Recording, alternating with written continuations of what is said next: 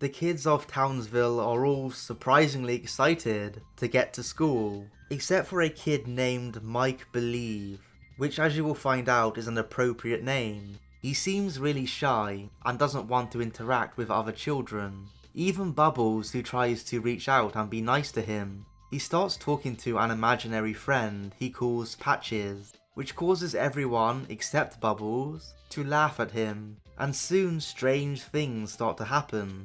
Something gets thrown at Bubbles, a girl's hair gets dipped in paint, Blossom's spelling is sabotaged, and a chair is pulled out from under Miss Keene. Of course, all the kids assume Mike is doing this, which, to be honest, is a reasonable assumption. I mean, he is literally caught holding the girl's ponytail after all. Your natural assumption would be that he's just a naughty kid doing this stuff, not that his imaginary friend is actually real. Because of this, I don't really have a problem with the children's behaviour in this episode. Even them teasing Mike can be chalked up as kids being kids. And believe me, I don't say that because I lack empathy for shy kids or anything. I've never been the most social person, to be honest, and I was definitely on the shy side as a kid. What I have always had is fairly thick skin. People's insults have always been water off a duck's back to me. So although I can relate to and empathise with Mike a little bit, there's nothing here which kind of triggered me about how bad he was being treated or anything.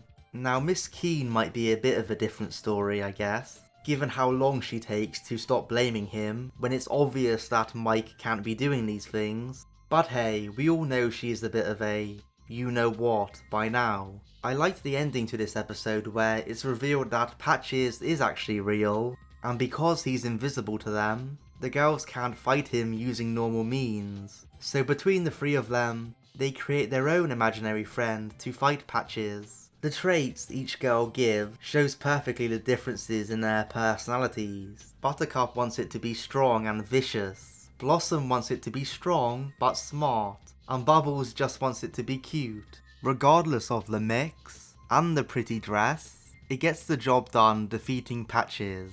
And both Mike and the girls exchange apologies about the whole misunderstanding. This was fairly low action and took place solely in the classroom, which I usually don't enjoy as much, but there were a lot of elements which came together well. A few good jokes, like Buttercup asking Miss Keene if she was getting fired, and the fight at the end.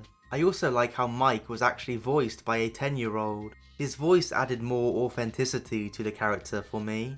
And above all else, Bubbles was a joy here. She tried to be so supportive of Mike throughout, even when everyone else was making fun of him. That's not only a nice thing to do, it also takes some courage to stand up against peer pressure. So good on you, Bubbles. You got this episode to a 4.